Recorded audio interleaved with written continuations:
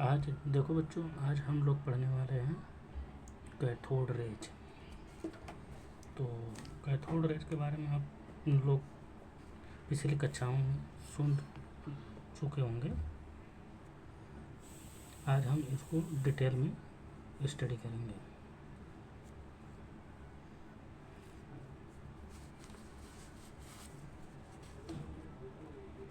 देखिए बच्चों, cathode rays सबसे पहले हम क्या करते हैं, एक ग्लास डिस्चार्ज ट्यूब लेते हैं जिसमें क्या होता है, containing two metal electrodes. Two metal electrode लेते हैं, ठीक। और यहाँ पे हमारे पास देखो, ये हमारा क्या है, पॉजिटिव टर्मिनल से जो बैटरी का जुड़ा होता है उसे हम क्या कहते हैं, एनोड कहते हैं। तो ये एक दो इलेक्ट्रोड हो गए, एक नेगेटिव होगा और एक पॉजिटिव इलेक्ट्रोड, ठीक।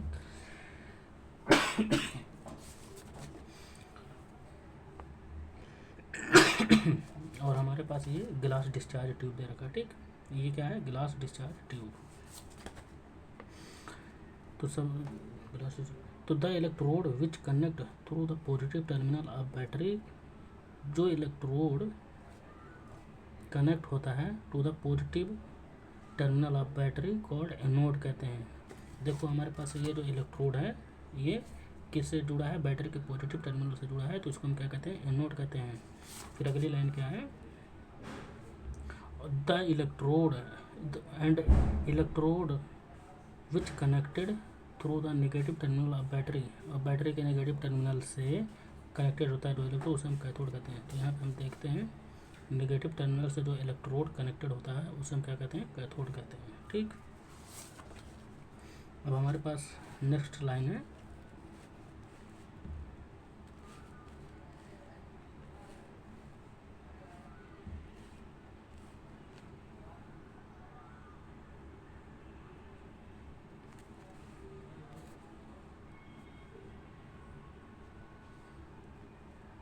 when very high voltage 10,000 volts and very low pressure 10⁻⁴ ATM applied between electrode।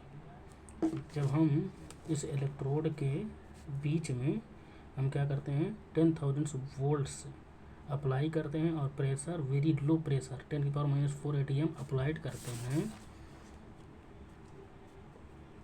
करते हैं बिटवीन इलेक्ट्रोड। तो देन सम रेज फॉर्म, तो कुछ रेज क्या होती हैं, फॉर्म्ड होती हैं। कहाँ से, from cathode and anode. Cathode और एनोड से क्या होती है, कुछ रेज फॉर्म्ड होती हैं जिसे हम क्या कहते हैं, कैथोड रेज कहते हैं। फ्रॉम कैथोड टू, यहाँ पे क्या होना चाहिए बच्चों, from cathode to anode, from cathode to anode called cathode rays, ठीक।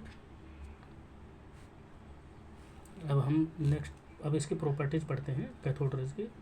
Properties of cathode rays travel in a straight line, ठीक।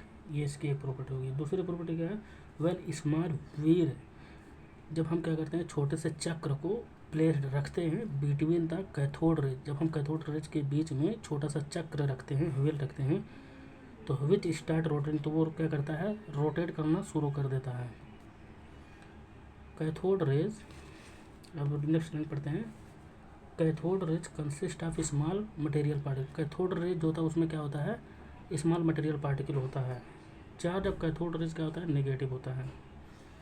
कैथोड रेज कंसिस्ट, और कैथोड रेज में जो होता है क्या होता है, negatively charge small material particle होता है जिसे हम क्या कहते हैं, इलेक्ट्रॉन कहते हैं, ठीक। वन कैथोड रेज स्ट्राइक, जब कैथोड रेज क्या करता है, स्ट्राइक करता है on the zinc sulphide screen, तो then bright spots of light it produced. तो देखो बच्चों, जब कैथोड रेज स्ट्राइक करता है, ये याद रखना है, जिंक सल्फाइड स्क्रीन, कौन सा स्क्रीन होगा, जिंक सल्फाइड स्क्रीन। जब कैथोड रेज स्ट्राइक करता है, टकराता है जिंक सल्फाइड स्क्रीन से, तो ब्राइट स्पॉट ऑफ लाइट क्या होता है, प्रोड्यूस होता है। तो लाइट की ब्राइट स्पॉट, चमकदार स्पॉट क्या होता है, प्रोड्यूस होता है। Cathode rays destroyed the photographic plate, cathode rays जो निकलती हैं कैथोड से, वो क्या करती हैं, फोटोग्राफिक प्लेट को क्या कर देती हैं, नष्ट कर देती हैं, डिस्ट्रॉयड कर देती हैं। Cathode raise having heating effect of light, और कैथोड रेज में क्या होता है, हीटिंग इफेक्ट होती है किसकी, लाइट की। और नेक्स्ट प्रॉपर्टी क्या है कैथोड रेज की,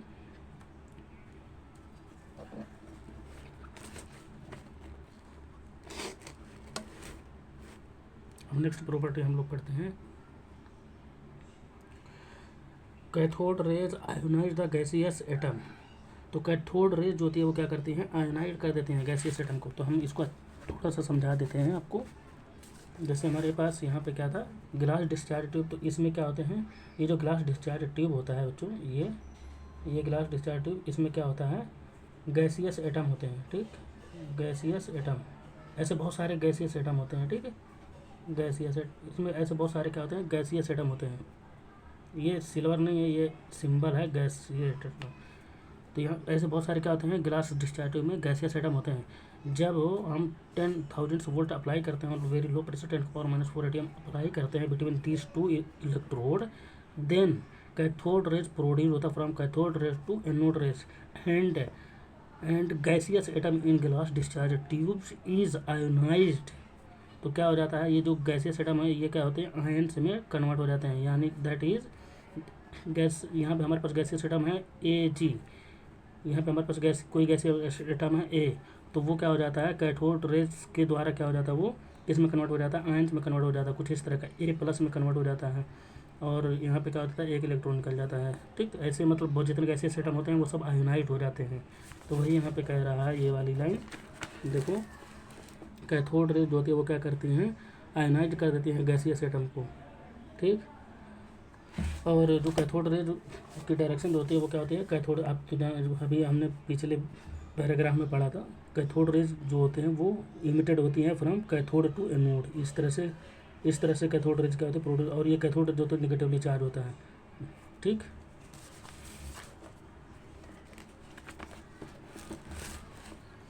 और देखो बच्चों नेक्स्ट पैराग्राफ क्या है,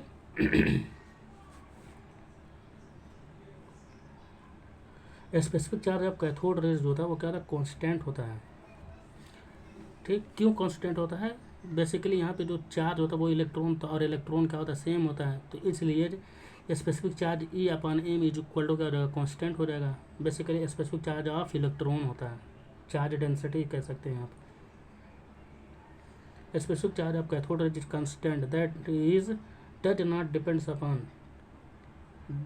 upon the nature of gas in the discharge tube. Discharge tube में कोई भी गैस हो, किसी भी नेचर का गैस का हो, या नेचर किसी भी गैस मतलब जो डिस्चार्ज ट्यूब में जो गैस हो, कोई भी गैस हो, उससे कोई प्रभाव नहीं पड़ता है किस पे, specific charge of cathode rays. ठीक, and nature of metal of electrode, और इलेक्ट्रोड के जो मेटल होता है उसके नेचर से भी अप्रभावित होता है। मतलब वो क्या होता है, इंडिपेंडेंट होता है। स्पेसिफिक चार्ज होता है वो क्या कांस्टेंट होता है कैथोड रेज पे। ठीक,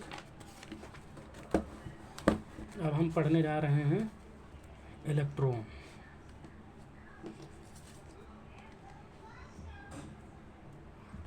इलेक्ट्रॉन जो है किसने डिस्कवर किया था, electron discovered by the J.J. Thomson. और इलेक्ट्रॉन जो नाम है ये किसने दिया था, इसकी नेमिंग किसने किया था, स्टोनी ने किया था। नेचर ऑफ इलेक्ट्रॉन क्या होता है, निगेटिव होता है। चार्ज ऑफ इलेक्ट्रॉन जो होता है वो क्या होता है, निगेटिव होता है। तो निगेटिव मैग्नीट्यूड क्या होता है, 1-1.6 इंटू 10⁻⁻19 कूलम होता है। Charge of electron is also known as unit negative charge से भी हम जानते हैं। इलेक्ट्रॉन का जो चार्ज होता है उसको हम किससे जानते हैं, यूनिट नेगेटिव चार्ज से भी जानते हैं। Specific charge of electron E/m, ये क्या होता है, मैग्नीट्यूड ऑफ चार्ज होता है mass of electron is equal to हो जाएगा, क्योंकि चार्ज की जो इलेक्ट्रॉन की जो चार्ज होती है वो नेगेटिव होती है। तो यहाँ पे ऊपर जब यहाँ पे वैल्यू रखेंगे -1.6 इंटू 10⁻⁻19 कूलम अपन मास जो होती है ऑफ इलेक्ट्रॉन 9.1 इंटू 10⁻31 kg होता है। लेकिन यहाँ पे स्पेसिफिक चार्ज की जो यूनिट होती है कूलम पर ग्राम होता है। तो यहाँ पे मास को ग्राम में लेंगे तो वहाँ पे -31 की जगह पे क्या कर लेंगे, -20 10⁻28 ग्राम ले लेंगे। तो यहाँ पे ठीक, तो उसको जब हम डिवाइड करेंगे तो जो वैल्यू आएगी स्पेसिफिक चार्ज ऑफ इलेक्ट्रॉन वो होगी equal to -1.758 into 10⁸ coulomb per ग्राम होगा। ठीक, अब हम पढ़ने जा रहे हैं मास ऑफ इलेक्ट्रॉन कितना होता है, 9.1 इंटू 10⁻31 kg होता है। उसको जब ग्राम में करेंगे तो 9.1 इंटू 10⁻28 ग्राम हो जाएगा। और एटॉमिक मास यूनिट में जब निकालेंगे मास ऑफ इलेक्ट्रॉन तो वो हो जाएगा 0.00 549 AMU हो जाएगा। जैसे कि आप जानते हैं 1 AMU इज इक्वल टू होता है 1.67 इंटू 10 के पावर -27 kg होता है, और जब ग्राम में करेंगे तो -24 ग्राम हो जाता है। ठीक,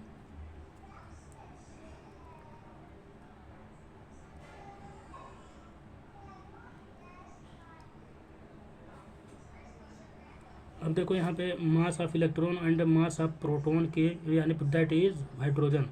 तो मास ऑफ इलेक्ट्रॉन और मास ऑफ प्रोटॉन का रिलेशन दे रखा है। तो mass of electron is equal to हो जाएगा mass of proton that is hydrogen hydrogen nuclei upon 1837।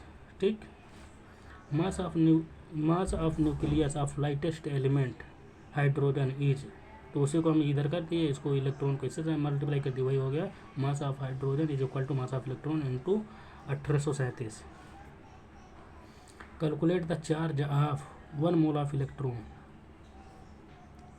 जब हम 1 मोल ऑफ इलेक्ट्रॉन यानी कि n इलेक्ट्रॉन की चार्ज, जैसे एक इलेक्ट्रॉन की चार्ज कितनी होती है -1.6 इंटू 10 की पावर -19 कूलम होता है। जब उसको हम अवोगाड्रो नंबर से मल्टीप्लाई कर देंगे तो वो कितना हो जाएगा, charge of 1 mole of electron.